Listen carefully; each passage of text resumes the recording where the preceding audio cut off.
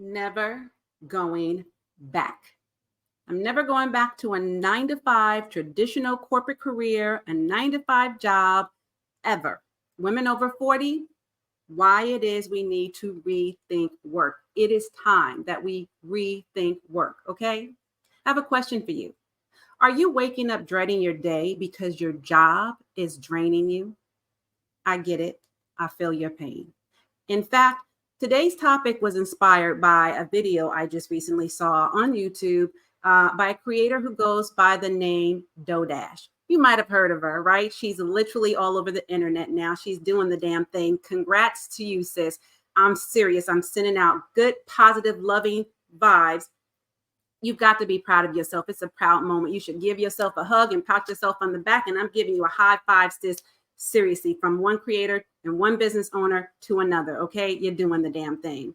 But she has been all over the place, and she is like literally just showing up, being her most authentic self, giving the people a good word for the day. And she is like, her channel's blowing up in a very short period of time. So she's a 42-year-old content creator.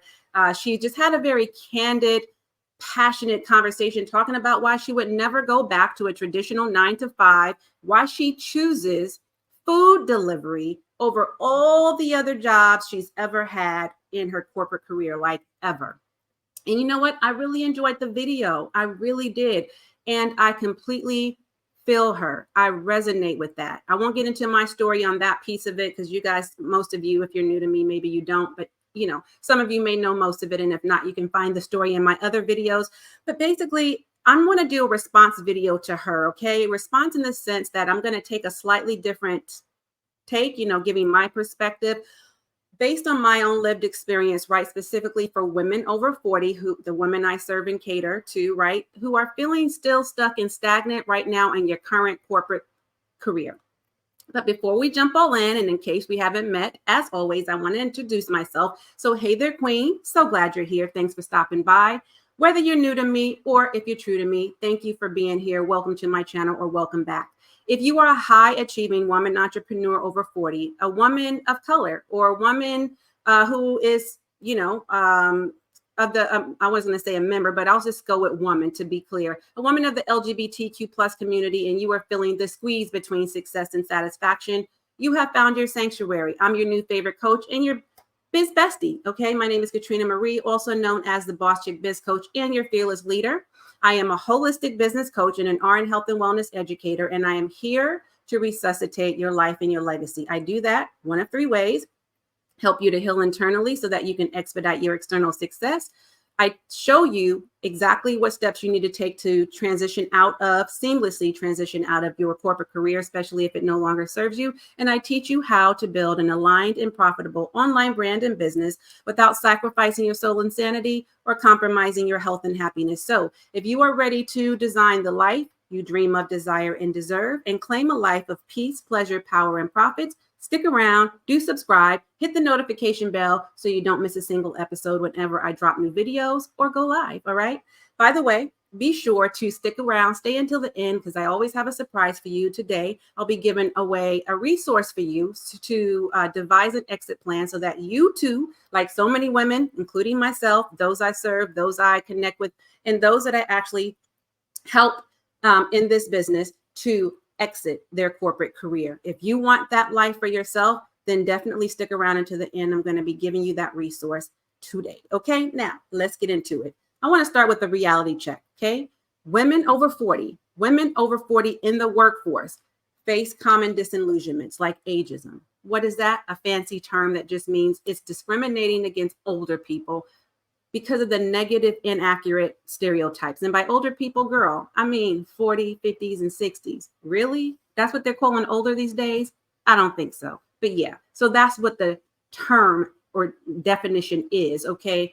But it ain't. Do you know what I'm saying? Because we are the it, okay? Those ages 40, 50, 60s, no honey, we're young at heart, right? We are only as old as we feel, as my grandmother would always say, and my mother always repeats, God rest her soul. Not my mother, my grandmother. I digress. Okay, not to mention the lack of fulfillment, the health impacts because we are doing unfulfilling work, right?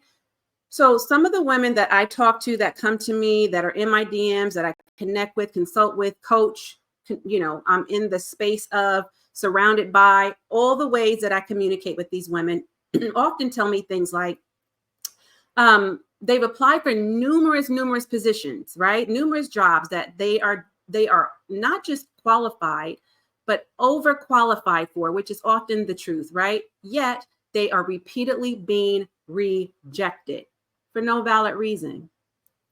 Side eye. We know the reason. Just go on and say it. Oh, but you can't because that's illegal. That's right. Okay. They're also telling me things like, they're being told that they have an impressive resume, curriculum vitae, a CV. It's extensive. They have so much experience. Oh, you could bring so much to the corporation. You'd be a great asset. But we're going to go in a little bit different direction. You mean younger? Couldn't say that though, right? Of course not. But they're not going to come right out and say it, but you can hear that as the undertone. Okay. Then the employer, some of these women are being told by the employer, and some employees, not being told, but being asked rather, kind of like hinting around to and like indicating or, making like little hints about, so when is it that you're going to retire? When do you plan on retiring? Don't you plan on retiring soon? Wouldn't you rather be doing this, that, and the third? When I get good and ready, I will. You don't know my situation over here. You don't know if I enjoy work. You don't know if this is something I'm passionate about doing and this is my dream job and I'm not ready. You don't know my financial situation. Why do you keep asking the question? What's really going on? What's the real question? As if they're insinuating that these women should, retire soon in the near future. That's none of your business, right? And I really don't appreciate that unless you were asking with sincerity. And a lot of times they're not. You can hear when they're being snarky and their little snares and stares, right? Versus when they're genuine, like, hey, you know what? When do you plan on retiring, girl? I know we've been here 30, 40, however many years, 20 years. Girl, I'm getting tired. I'm getting, I'm feeling it. I'm ready to just go relax and have a great time. When do you plan to retire? That's a different conversation. That's a different feeling. That's not what these women or people who are asking the question are meaning by that. And it's very, very clear, subtle discrimination, but it's there. Ageism. Okay. Remember that term. So here's the truth. In our menopausal, even perimenopausal, definitely postmenopausal years, okay? When hormonal issues are raging, when they are consuming every inch of your body, from hot flashes to what do we get? Hot flashes, maybe sleepless nights, right? Joint pain, cognitive issues, to mood swings and all the other symptoms that come with menopause, right? And everything else that makes you feel like you're having a damn midlife crisis. It's like working at a job, working anywhere near a job, working around a job, especially one that you don't feel fulfilled at. That is definitely not where it's at. Is it? You feel what I'm saying? That ain't where it's at. That ain't where you'd rather be. I know better. And so my question to you is, why are you? Why are you there? Why are you there? Like, seriously, at this big old age, in our prime years, we should be doing things that we enjoy. Like, wouldn't you rather be doing something you feel that brings you pleasure, that makes you feel happy? Your heart is happy. You can't wait to wake up. You're so excited to do something that doesn't even feel like work and get paid well for it. Like, you don't have to be at an age of retirement, or wait until you retire. I know some of you, I can hear you already, but girl, I just got a few more years to get that pension. A girl, these benefits are good, or it ain't that bad. It's tolerable. I've been here this long. I might as well stay and work it out or work it through or wait it. Really? You'd rather tolerate it. You'd rather work through it. You'd rather do your last few years in an arena that at any moment, it don't matter how many years you've done, if they really needed to let you go and had to make a business decision and they were discriminating against you because of your age, can just hand you the pink slip, kick you to the curb, discharge you, let you go, whatever you want to call it, terminate, fire you, or tell you, we're going to give you an ultimatum. You can either resign, or we're going to have to let you go. And you're probably going to, at that point, do an early retirement, but you weren't ready. So why get yourself into that position and not just choose to leave on your terms? Why not prepare yourself for a day that could potentially come? Because you're not exempt. It's happened to plenty of people, plenty of women just like you, myself included. At a time you're not ready, you're ill prepared, you didn't even see this coming. Like, what? After all this sweat equity, all of these years, all of the, like, everything I've done, the loyalty, the dedication, are you kidding me? No, they're not. It's nothing personal, Evelyn. It's a business decision. Helene, don't take this personal. It's just something we have to do because, we have a reduction in force. We had to make this decision. It was a tough decision to make, but nonetheless, Barbara, please don't get upset. We know how much this means. It doesn't matter.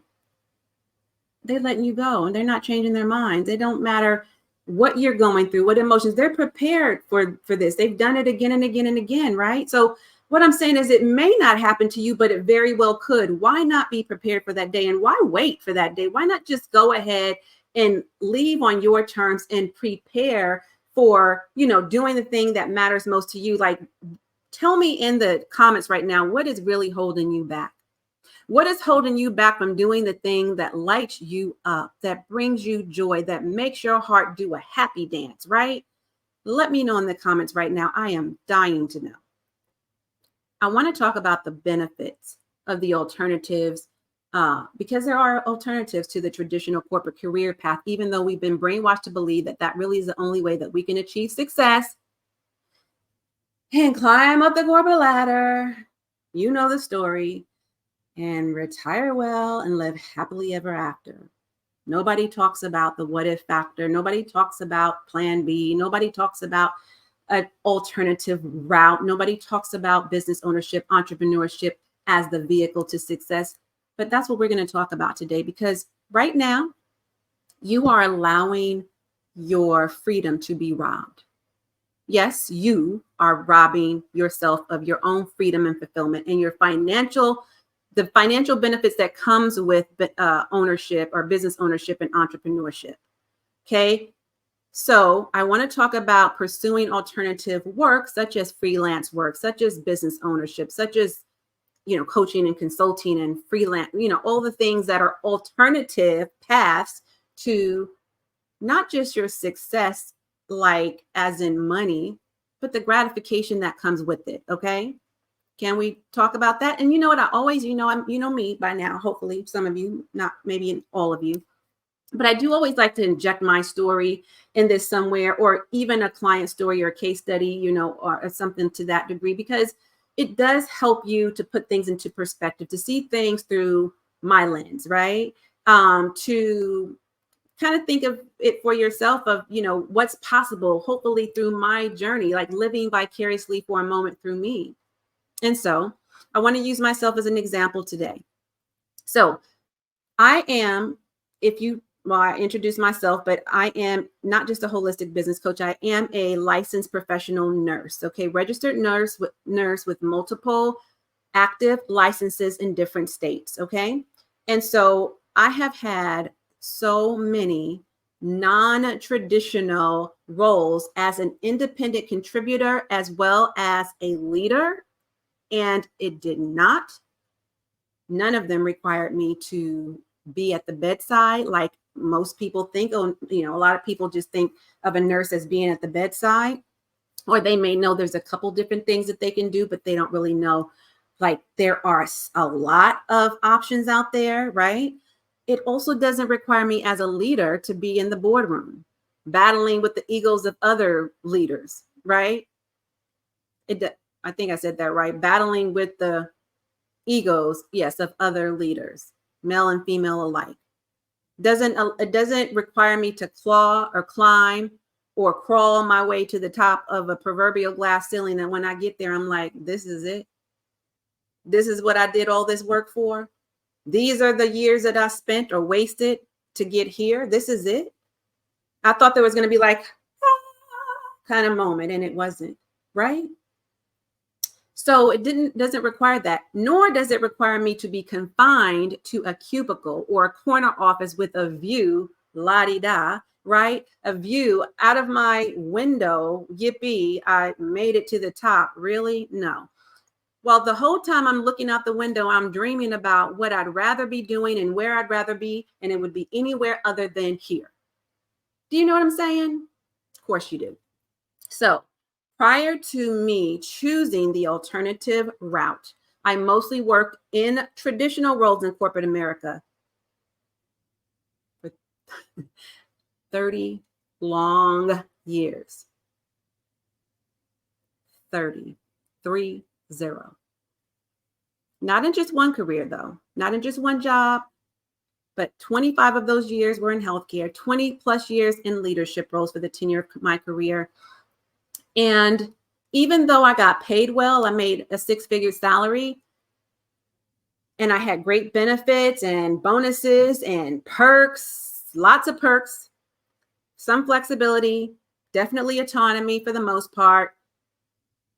And I worked for some of the most prestigious top industry leaders in healthcare, some of the best, world-renowned organizations in healthcare. If I name them, you'd know them, okay? East Coast, West Coast, down south. But if I'm being honest, and I am, for the most part, no matter how high up the ladder I climbed, no matter how much money I made, no matter how great the benefits or the perks were, no matter which titles I've held, which positions, I was always unhappy. Always unhappy, which is why I job hopped all throughout my career. So literally, I've worked in my 30-year career, at least from what I can just recount, at least 40, maybe closer to 50 jobs. I'm so serious. I'm talking about from the beginning of time when I start working. It's been a span of 30 years, right? 30 years in the workforce, job hopping. Always in a constant cycle of dissatisfaction. Until one day I decided, I ain't hopping no more. I want out, and I want out for good. Attitude and all, I want out for good. Okay? Seriously. And that might be you. So for me, I found an exit strategy that worked for me. Okay? And one that does not cause financial distress, because I know that's another concern you have. Go and watch my video where I talk about that, how I left corporate America without financial distress. It's a very good video, very in-depth, and I'm sure it will be helpful and valuable to you after this video, okay? I'll be sure to link that in the description for you. But there are so many options. Do you hear me? You just have to look. Seek, and you shall find. Okay? Opportunities are there. You just have to start on that path, start researching, start looking, start asking questions, start networking.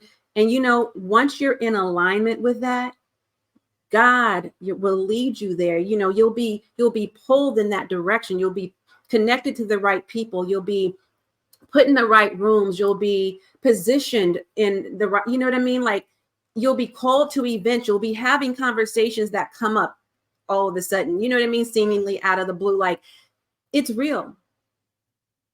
You've just got to be in alignment with whatever it is your heart desires. And that starts now. I've worked in a lot of 1099 or independent contractor positions. I'm going to name some for you. So, and especially if you are a nurse, okay? Because some people don't think about what can I do, or they do think about what can I do aside from being at the bedside, but they don't really know what that would look like. They don't know what that is if they've been a nurse, not even just at the bedside, but at in the same department, on the same unit for years. Like, there's some diehard nurses that are just working ICU, right? They're in critical care. They've worked the ER and they're an ER nurse. They've worked ICU and that's all they've done. They work step down and that's all they've done. They work subacute or home health or whatever it is for you and that's all they've done. I fortunately was able to start off obviously at the bedside, do in one particular unit. Med surge is where I started, with the split unit being one half of the unit med surge, very unique position. And on the other half, I'd split my shifts, which was a whole nother story for a whole nother day, and go to the pediatric unit. Okay. So it was a split unit. And after doing that for a while, got a real strong clinical foundation there. And then I started to volunteer to float different places within the hospital setting, okay, initially. Because I realized there was a need when nurses, they would call out. We all, certain floors, units were working short. They didn't have a charge nurse or what have you. I would always volunteer so I can get my foot in the door, get more experience, start learning more, and get a very well-rounded, strong clinical background in these various areas. So I would volunteer to float in all of these different areas. And then I would actually wean myself out to work outside of the hospital altogether. But during this transition and outside of the hospital, I have done when I was like, I'm just doing 100% virtual. I'm not looking for anything anymore that's not 100% virtual. And I put my foot down and that's all I searched for. And I didn't even want to be a W-2 employee anymore, right? Because I didn't want my time owned. I didn't want to work as hard as I was. It was a fast burnout. It was rewarding to some degree because you're taking care of patients. You're literally saving people's lives, right? And also you're, working with, in the hospital, you're working with sick people. But outside of that, you could be working with some people who are healthy, but they're just taking care of themselves and coming in for preventative care and wellness checkups and that sort of thing. But beyond all of that, I said, I don't want to do that work anymore because I want to own my own time. I want to own some part of my life here, right? I want my quality of life back. I want my time back. I want to spend time with my family. I want to do things that are fun. I want to live life. And this ain't it, working 10 and 12-hour shifts. And by the time you get off, you're like so tired. You don't have any more space or capacity or energy to do anything. Okay. So the 1099 positions I worked for, were things like telephonic nurse or triage nursing. Okay. Virtual visiting nurse. This was a very unique position. A virtual visiting nurse as a home health nurse. I mean, typically you're a field nurse. You're out in the field doing shift work or intermittent visits where you're driving around to people's house to house to house. And there is some freedom and flexibility there a little bit, but it's nothing like doing that same work from your own comfort of your own home or wherever you want to be virtually. So telephonic case management, utilization review, telehealth nursing, virtual health and wellness coaching, legal nurse consulting, remote nurse clinical educator. I've done work from home as an adjunct professor or instructor for LPNs or LVNs, depending on what side of the world you're in.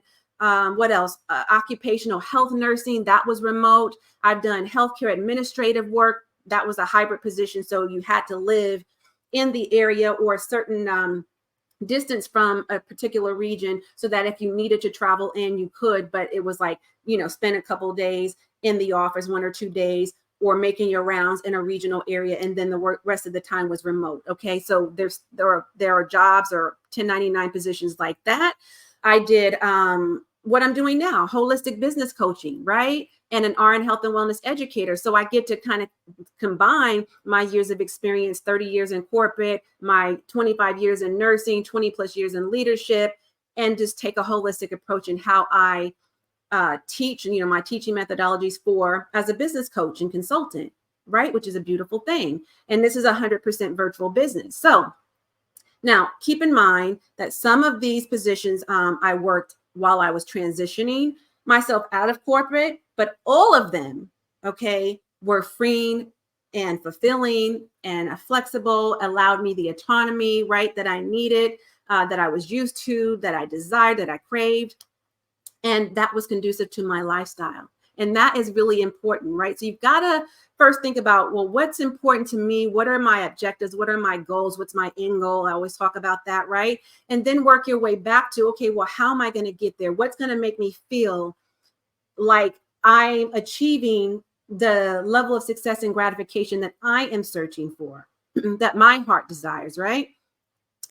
So, and by the way, you don't need to be a nurse or work in healthcare for that matter to find suitable positions for you that offer the same benefits that I'm talking about today in this video, okay? And speaking of benefits, I was able to afford or to find affordable healthcare options in the marketplace. And I say that because there are lots of options, and I know that's often a concern for you. Don't let that be your excuse, okay? Don't let that be. There are a lot of options out there. You just have to look.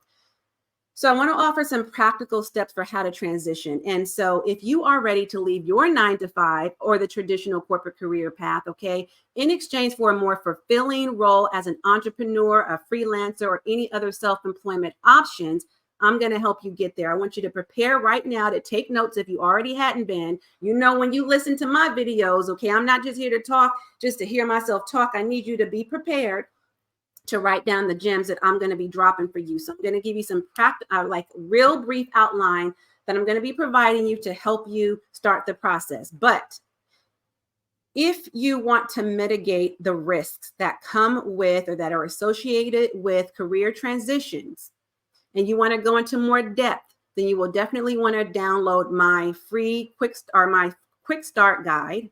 Okay, it costs you less than your cup of coffee or latte or whatever your favorite beverage is at any of your favorite baristas that you go to. Trust me, okay? And it's going to give you a return on your investment. If you are really, really ready, I want you to go ahead and download your copy of my quick start guide. It's going to teach you 7 simple steps on how to transition seamlessly out of corporate America. So you can get into radical action immediately and literally be well on your way in less than 90 days. Okay. So let's get into some steps. What are you going to do? Again, this is going to be a brief outline. I go into more depth. I don't want to hold you here hostage forever. Okay. I know you got things to do, so I'm trying to go through this as quickly as possible. First thing is set your goal using the SMART method. We know what the SMART method is by now. And if not, let me quickly remind you. S is for specific, M is for measurable, A is for achievable or attainable, R is for relevant or relatable or relevant and realistic, and T is for time bound, okay? You cannot get to your destination without a roadmap, right? I say that all the time. So this is going to serve that purpose of getting you from point A to point B, all right? And I need you to start actually this step right away. As soon as this video is done, and as soon as you have a moment on your lunch break, if you're working, take a break. If you're working in your business right now, make time to start this piece of the process today.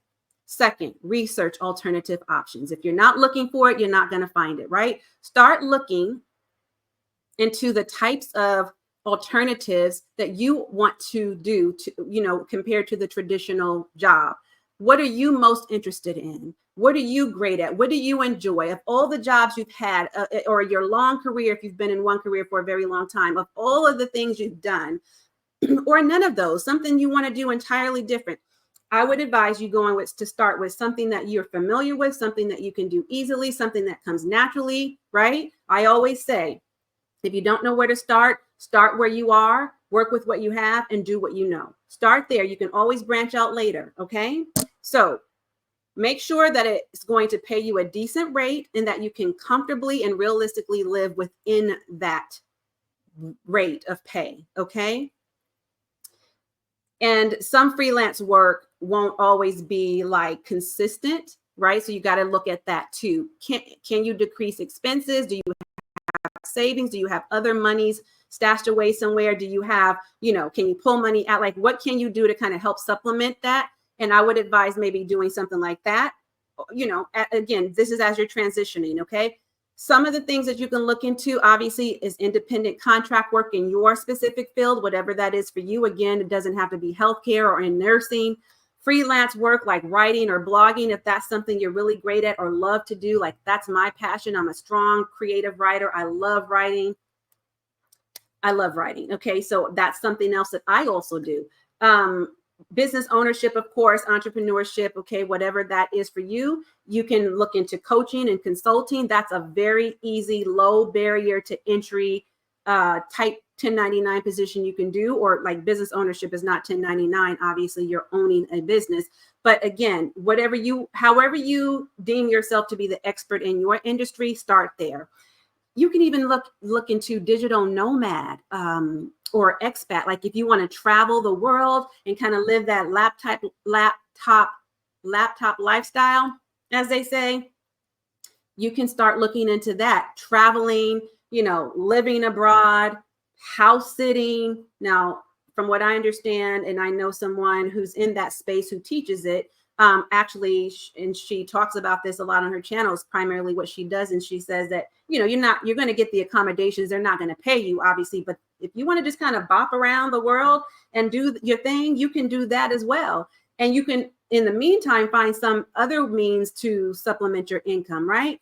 Also, if you have a position that allows you to be wherever it is, if they say remote is truly remote and it doesn't matter where you are in the world, then that might be a great way to start. Maybe you can decrease your hours and go from full-time to part-time and then work your other passionate position, something that is not traditional, kind of get your feet wet for a little bit, right? Not like jump all in, and build up while you're still doing the other thing. Not full-time. Okay. I don't suggest that. And I'll get into that in a minute. Something else you may not think about or hadn't considered: real estate. Okay. Now, you don't necessarily have to have a background in real estate, depending on what you're going to do. And if you do, then this is a great alternative to the traditional work, right? You can be a real estate investor. Lots of things you can do there. Short-term rentals. You could be a landlord. It's a lot of things. Okay. Or you can do virtual wholesaling. Okay. Something else that I have done and do. I actually own a business in virtual wholesaling right now, which is a piece of the real estate pie, because I'm done with the landlording thing. That I did that for years and that burnt me out. That's not something I want to ever go back to. But for some people, they love it. Or they hire a management company to do that piece for them. Management company, okay, for their rental properties. Anyways, there's just so much you can do in real estate. So I just wanted to throw that out there. Okay. I'm just thinking of different industries. Then you want to create a plan. That's the next step. Okay. So with this newfound knowledge, this newfound information, it's time to now create a plan that includes when you are going to pull the plug, so to speak, which means you're just going to exit. You have to have an exit date, right? Even if, like I said, start slow, go part-time, wean your way out while you're working your other side gig. Okay. I don't like to say hustle because I'm not into the hustle culture thing. I'm not into the hustle mode. So I'm never going to advise that for you. I'm never going to suggest that to you. Okay. But before you completely cut the corporate cord, you may want to just sort of do something to test the waters and wean your way out slowly so that you still feel that stability and that cozy, comfortable security blanket. It's a false sense of security, but it makes you feel better, right? In your mind, especially if you've been doing this for a while, you might not be ready to jump all in and take the full leap. So I'd say do it this way. And while you're weaning, okay, and testing the waters and all of that, you're building up your business, your brand, you're building relationships, you're building your clientele, and these are very important aspects. You make sure you have a large network of resources, or at least some network of resources to start with. Okay. So start getting out there, meeting people, talking to people, telling everybody what your plans is, like really get into it. Okay. And you'd be surprised, even your job where you are right now, if you're not working in one of those hostile work environments or toxic jobs, and you have a supportive, conducive learning environment or people that support you, your boss you can go to and trust, you'd be surprised. Some of the people within your own the realm of your corporate, space will be willing to talk to you about what might be some alternatives to, maybe you don't want to work as a W-2 employee, but, do you have the skill set, the knowledge and the background that they might be looking for in someone who's working as a consultant? You know what I mean? So maybe you can still work for that company, but you're not working for them. You're working with them on whatever particular project. That's another option. That's something I've done before too. So I'm glad I remembered that. I'm just trying to give you all the ways, right? And then you make the transition. So since I'm anti-hustle, as I said, anti-hustle, we ain't trying to be on nobody's struggle bus. We trying to be on the abundance bus, okay? And matter of fact, they ain't even no bus. That's like the abundance vehicle, okay? So, but I don't advise you to work full-time, your full-time regular job while you're working your full-time side gig. That's too much. That'll just make you want to check out altogether, okay? We're not trying to add the stress and burnout to your life. We want to eliminate that. So that's why I'm saying maybe and highly suggest for you to do part-time, maybe part-time of both, and then that equals full-time. Or if you can afford it, take a closer look at your expenses and the money you have and all of that, and then go ahead and just do this part-time, just one thing part-time until you build up to full-time capacity. Do you know what I'm saying? The whole thing is, if that's a feasible option for you, what we're ultimately looking to achieve is to feel peace while you are learning to embrace ease. That's what it's all about. Okay. Now, I invite you to join me in my 30-day hybrid group coaching program, the Legacy Leader Lab, Legacy Leaders, plural, Lab, for any personalized coaching as you're making this transition. If you need some support and help in helping you to make a seamless transition, you took these notes, you're going to start on these things, but you need more in-depth knowledge, how to actually do it. You want some little bit of hand holding. What do I do specifically for me? Can you customize like a plan for me, with me, work with me on this process? The answer is yes. I'm going to leave the link in the description below, so be sure to check there, okay? And as always, if you've gotten any value out of today's video, which I'm sure you have, and thank you for staying tuned and watching, I appreciate you so much, be sure to share my video, show me some love, help me get my content out there to more people, right? I want people to hear my message. This is so important. This is important work that I'm doing, transformative, life-changing work, okay? So like, comment, subscribe, share, save, all the things that we do here on YouTube, right? I appreciate you so much. That's all I have for you today. Thank you so much. I'm going to tune out while you tune in. And as always, and until next time, I am wholeheartedly in this journey with you. Bye for now.